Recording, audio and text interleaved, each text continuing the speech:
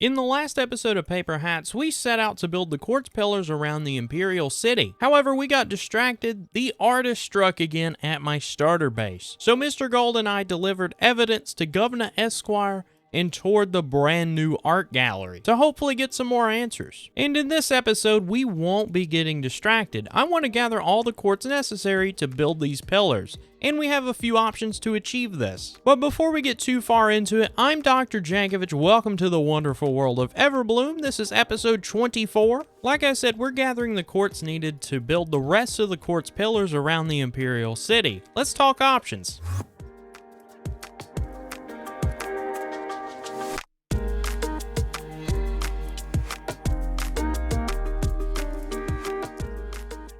So now that we have a nice setup here, let's discuss everything we can do to get all that quartz. First things first, we can get things the old-fashioned way, nether mining. Just go down to the nether, branch mine. And secondly, we can use our fancy Piglin Barter farm that we built a couple of episodes ago. And for the third option, we can go to Tax Villager area and trade for quartz. And for the fourth option, we can check every single chest we've ever owned on Everbloom to see what kind of quartz we can find. I think the first logical thing to do is check all the chests in the world and make sure I didn't leave any quartz behind. Like I said earlier in the season, I don't want to waste materials this season as much as I can help it, so the more quartz we can find and use, the better. And as you saw in the last episode, we've already checked the starter area and spawn, so let's see if we can think of a couple other places to find quartz. The first place I want to check is up here above the Nether hub. This isn't exactly quartz that I had laying around. The paper hats were just really nice and said I could have all the quartz that we excavated from this project. So let's see what we have here. This looks like a quartz box. Oh my goodness, it's filled up. And this chest too, that's awesome. And we have some quartz that we need to fortune down.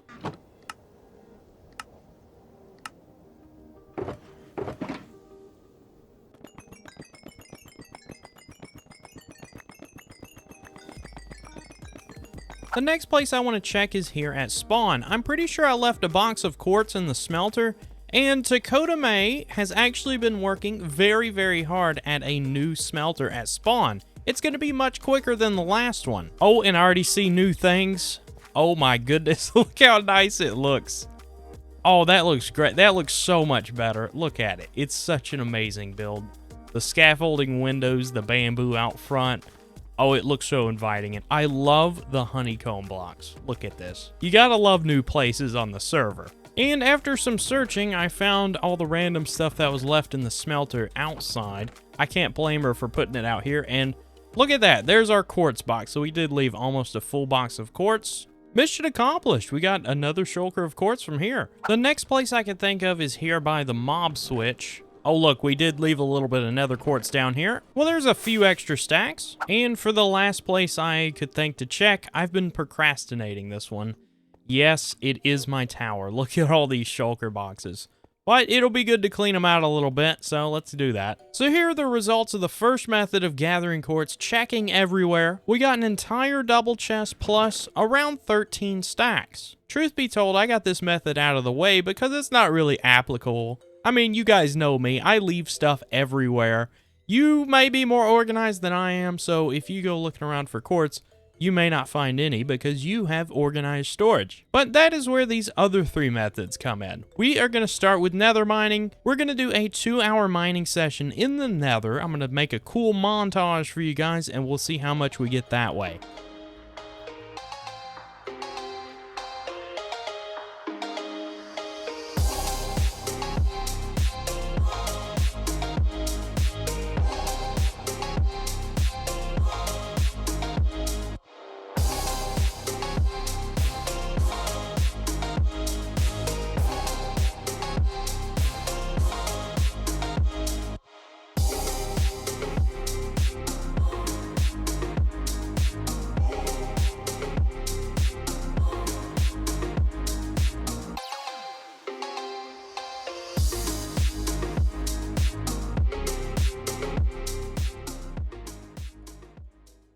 We're back from our 2-hour mining session, and this is how much quartz we managed to get.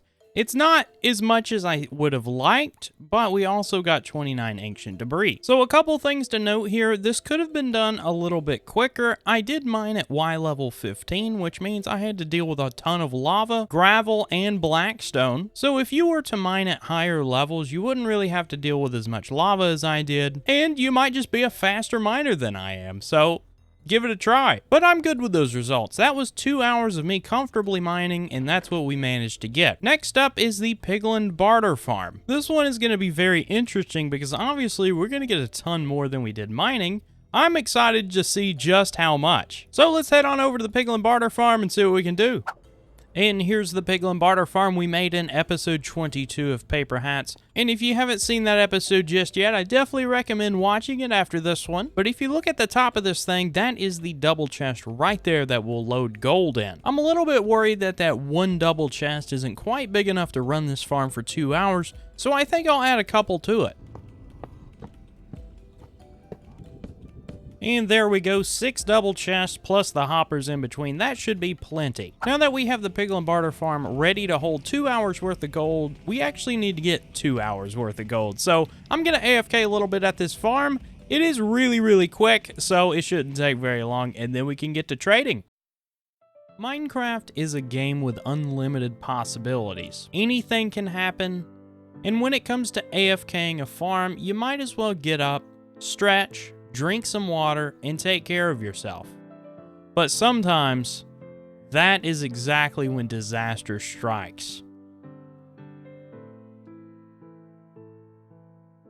Yes, that's right, I died while AFK, one of the most shameful things in Minecraft. But never let it be said that those things don't happen. I use an auto clicker to swing the sword every so often, and I forgot to turn on the part where I would eat food in my offhand automatically, so I starved to death. That is death number 33 on the Paper Hats Season 4 server, and by some miracle, I only lost a shovel and a couple other small things. And we're gonna have to buy a few more totems from the shopping district, so not a huge loss. And I'll tell you, I was dead for about 45 minutes before I noticed, and I always thought that the world stayed loaded as long as you were on the death screen. I don't know, maybe things changed. But the great news is we got 3 double chests of gold ingots at least. We have a little bit of extra, and we have 3 double chests up there. So we have plenty of gold for the 2 hours of AFKing we're planning on doing. I am a little bit worried that these chests are going to fill up and we're going to waste some quartz, so I'm going to try to check on the farm every 30 minutes or so and make sure that it's not filled. So, only one thing left to do, let's AFK. We're back at the base from 2 hours at the Piglin Barter Farm, and I'm really surprised about this one. We only got about 13.5 stacks from 2 hours at the Piglin Farm. This surprised me because we do have 8 piglins trading the entire time. As soon as they're done with one trade, they're handed another gold ingot. And obviously, they don't just trade quartz, they trade a slew of other items, which make them very overpowered in my opinion. But I thought we'd get a little bit more quartz than that. I'm not really disappointed, because at the end of the day, we are just standing around for a couple hours, just printing quartz pretty much. So it's a very low effort method.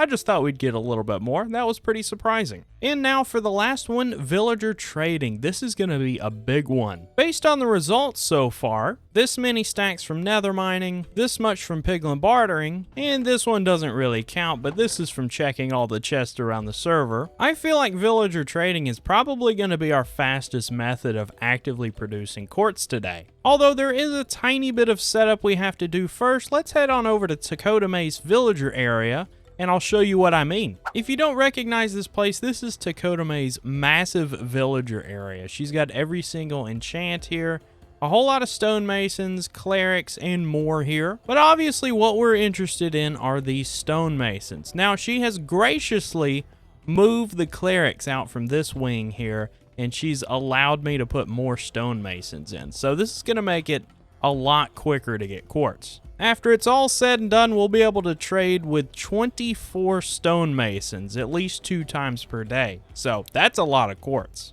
But before we can actually do that, we got to do the painstaking task of getting the rest of the villagers here.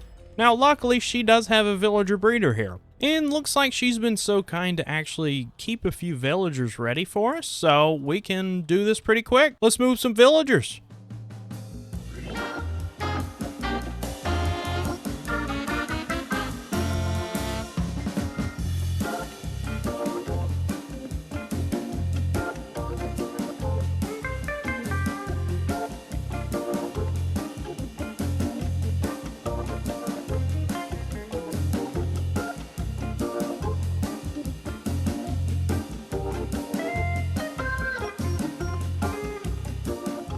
And because Tech left all those villagers ready for us, that didn't take long at all. And look at this place, we have so many stonemasons to trade with now. Unfortunately, we're not done though. We have to get them all to master, and I think there's about 10 of them that we have to do that with. Hope is not lost though. We have the cure right here in this box. Dan the Noodle Man has a mega raid farm on the server, and we basically have unlimited emeralds to get these guys up to master.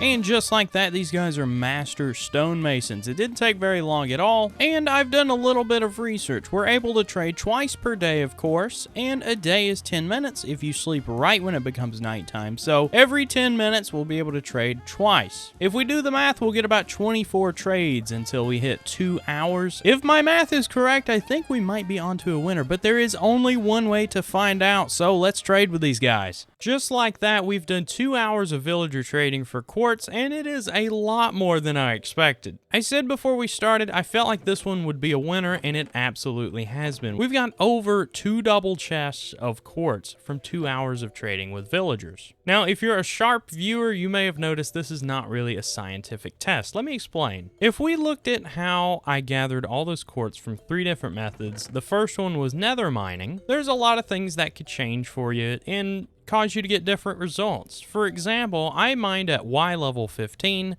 which is very low in the Nether. I had to deal with a lot of lava lakes, and I even stopped to get all the ancient debris. If you were to do this, you may pick a different Y level, you may be faster at mining than me, all sorts of things. So, in my opinion, the Nether mining is kind of subjective, but we gave it a pretty good go, and we can definitely tell that it's not the fastest method. The next one on the list was the Piglin Barter farm, and it wasn't as fast as we expected either. Now, I have to admit this wasn't very scientific either because, you know, you might have a bigger Piglin Barter farm than I do. You may have more piglins trading at once. We gave it a solid 2 hours of them constantly trading, and this is how much we got. So again, I think it's pretty comfortable to say that this also isn't the fastest method. And then the third method on the list was the villager trading. We just got done with this, and as you can tell, we got a ton of Quartz. The reason why I explained the previous 2 options, the Nether mining and the Piglin Barter farm, is because villager trading, we had a little bit better of infrastructure for this one. Number 1, we had unlimited emeralds, thanks to Dan the Noodle Man and his mega raid farm. So we didn't have to spend any time at all trading for emeralds to then turn into Quartz. Secondly, since Tack had a haul already made up for us, we had 24 stonemasons to trade with every single day. So obviously you may not have as many villagers, you may have more villagers than I do, but I had 24 villagers. I was able to trade twice per day, and I did 24 trades total. That equals around 2 hours of trading. And since we have so much more Quartz, I'm pretty comfortable to say that villager trading is the best method to getting blocks of Quartz. And then our last method, this one didn't really count because obviously not everyone's gonna have Quartz laying around, but it was fun to go check everywhere and dig up as much Quartz as we can and not waste any materials. Let me know what you thought about this little experiment down in the comments. Did I do it all right? Is there a better way I can do it in the future? Maybe if there's enough uproar, I could rerun the experiment with a little bit more level of a playing field. But for now, the only thing left for us to do is actually take all this Quartz to the new super smelter back at spawn. We've got to make all this into smooth Quartz. All right, we have loaded this smelter to the max. There's 4 double chests here, and we've got them all filled up. And looks like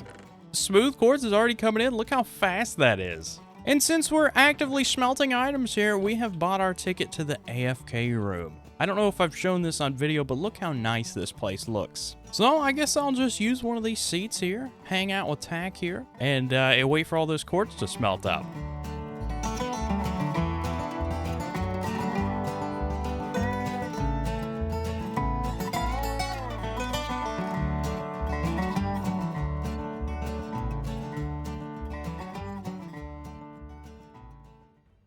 Sitting in this nice AFK room is great and all, and it's very, very cozy in here, but I was a little bit impatient to go get this quartz placed. Given the fact that this super smelter's in spawn chunks, as long as somebody's logged in somewhere on the server, it will always run. So I took my happy little self back over to my base, and I started placing quartz.